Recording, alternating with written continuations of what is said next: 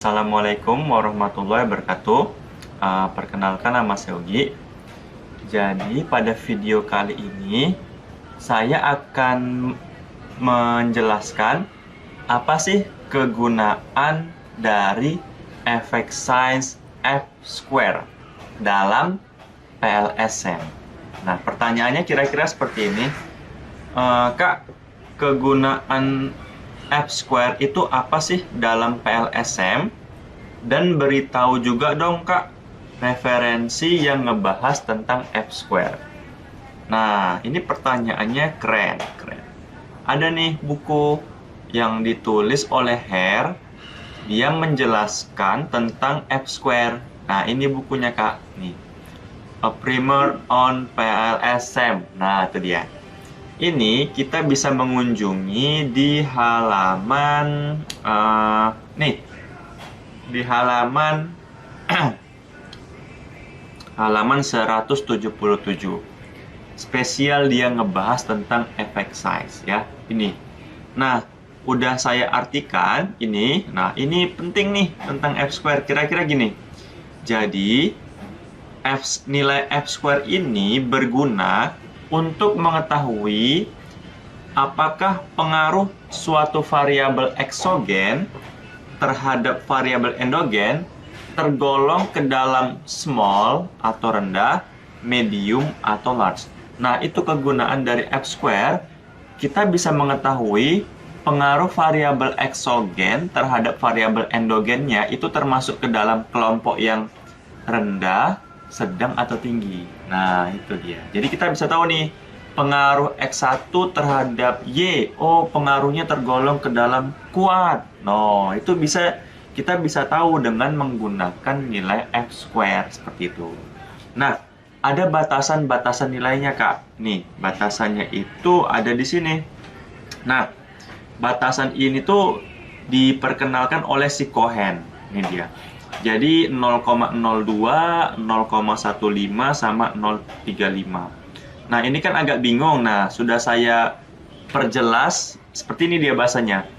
Jika nilai F² dari variabel eksogennya itu ini seperti ini, atau kalimatnya nilai F²-nya lebih besar atau sama dengan 0,02 dan lebih kecil dari 0,15, itu dia termasuk ke dalam small effect atau pengaruhnya itu lemah atau rendah. Nah, yang kedua, batasan yang kedua, nilai F²-nya lebih besar atau sama dengan 0,15 dan lebih kecil dari 0,35 itu termasuk ke dalam medium effect atau pengaruhnya itu sedang. Kemudian nilai F² dari variabel eksogennya itu jika nilainya lebih besar atau sama dengan 0,35 itu termasuk ke dalam large effect atau efek yang besar atau kuat. Nah, itu dia batasannya. Nah, sekarang langsung aja ke contoh kasus. Jadi di buku ini dia sudah ngasih contoh kasus. Gambarnya yang ini. Ini dia Exhibit 6.3. Itu ada penjelasannya di sini. Nah, ini dia, Exhibit 6.3. Nah, dari kasus yang ini, Kak. Nah, di sini ada 3 variabel eksogen. Y1, Y2, sama Y3. Variabel endogennya itu Y4. Nah, pertanyaannya, X1 mempengaruhi Y4, itu pengaruhnya itu tergolong ke dalam lemah, sedang, atau kuat. Begitu juga sampai apakah X3 ini apakah Y3 ini mempengaruhi Y4, pengaruhnya itu tergolong ke dalam lemah, sedang, atau kuat. Kita bisa cek dulu nilai F²-nya. Nah, dari sini kita bisa lihat ini nilai F² untuk Y1-nya 0,182, nilai F² untuk Y2-nya 0,025, nilai F² untuk Y3-nya 0,356. Nah, sekarang baru kita jabarkan nilai F² Y1 0,182. Nah, 0,182 itu kan kita kalau 0,182 berarti dia masuk ke dalam kategori yang ini. Berarti dia masuk ke dalam kategori yang medium. Nah, berarti di sini kemampuan Y1 dalam menjelaskan atau mempengaruhi variabel endogen Y4 tergolong ke dalam medium. Jadi Y1 mempengaruhi Y4 itu pengaruhnya itu sedang. Nah, nilai F² untuk Y2 di sini 0,025. Nah, 0,025 itu dia masuk ke dalam yang pertama. Jadi dia masuk, jadi Y1 mempengaruhi Y4 itu termasuk ke dalam small effect atau pengaruhnya lemah Y1 terhadap Y4. Sementara nilai F² dari Y3 itu 0,356. Artinya kemampuan Y3 dalam mempengaruhi variabel Y4 tergolong ke dalam besar atau large. Kenapa? 0,356 itu dia masuk ke dalam interval ini. 0,356 kan dia sudah lebih besar dari 0,35. Nah, itulah kegunaan dari F². Kita bisa mengetahui pengaruhnya itu masuk ke dalam kategori lemah, sedang, atau kuat, atau besar. Seperti itu. Nah, kita coba praktekkan pakai Smart PLS. Nah, ini contohnya. Di sini ada 3 variabel eksogen. Financial knowledge, financial attitude, sama income. Nah, 3 ini merupakan variabel eksogen. Sementara financial management behavior itu variabel endogen. Pertanyaannya, apakah financial knowledge, apakah X1 itu mempengaruhi Y? Pengaruhnya itu lemah, sedang, atau kuat? Begitu juga sampai apakah income mempengaruhi Y itu lemah, sedang, atau kuat? Nah, akan terjawab setelah kita mengetahui effect size-nya, F². Caranya, pilih calculate, PLS algorithm, start calculation. Di sini kita pilih F² nih. Nah, ini sudah muncul nilai F²-nya. Jadi, untuk X2 atau financial attitude, nilai F²-nya itu 0,227.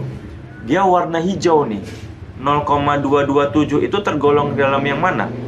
0,227 dia masuk ke dalam medium. Oh, berarti X2 mempengaruhi Y itu tergolong pengaruhnya itu medium atau sedang. Jadi kalau di Smart PLS, kalau dia medium, dia warna hijau. Ya, seperti itu dia. Kemudian X1 juga medium nih, pengaruhnya sedang. Begitu juga X3-nya pengaruhnya medium. Nah, jadi X1, X2, X3 mempengaruhi Y itu pengaruhnya ya sedang-sedang lah, seperti itu.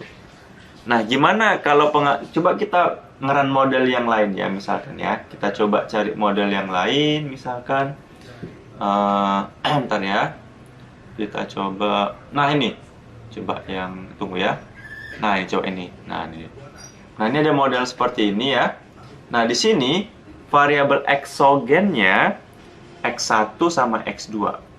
Variabel endogennya M sama Y. Nah, kita pengen tahu X1 mempengaruhi M, itu pengaruhnya lemah, sedang, atau kuat. X2 mempengaruhi M, pengaruhnya lemah, sedang, atau kuat. Kita hitung F²-nya. Ini kita hapus dulu. Ini kita hapus, kita pilih calculate, kita PLS algorithm, start calculation. F². Wah, ada warna merah ternyata. Dan ini nggak ada warna hijau. Itu dia. Coba kita lihat. X1, ya, nilai F² X1 terhadap M itu 0,086. Kita lihat 0,086 dia masuk ke sini. Berarti dia small effect atau pengaruhnya lemah. Jadi X1 mempengaruhi M itu pengaruhnya lemah. Kalau pengaruhnya lemah, ternyata di sini nggak ada warna. Warnanya hitam polos. Itu dia. X2 mempengaruhi Y, nilai effect size-nya F²-nya 0,094 juga masuk ke dalam yang lemah. Jadi X2 mempengaruhi Y itu lemah. Tapi X2 mempengaruhi M itu warnanya merah. Kalau warnanya merah apa? Dia nggak ada dari ketiga kriteria ini. Artinya di bawah lemah lah, seperti itu. Apa yang di bawah lemah? Atau sangat lemah seperti itu? Atau tidak ada pengaruhnya? Tapi kalau saya menggunakan bahasa yang sangat lemah deh, seperti itu dia. Kan small effect. Kalau di bawah 0,02 itu mungkin kalau saya bahasakan sangat lemah lah. Jadi kalau sangat lemah warnanya merah. Tapi kalau lemah warnanya hitam, ya. Kalau hijau itu sedang atau pengaruhnya kuat, seperti itu dia.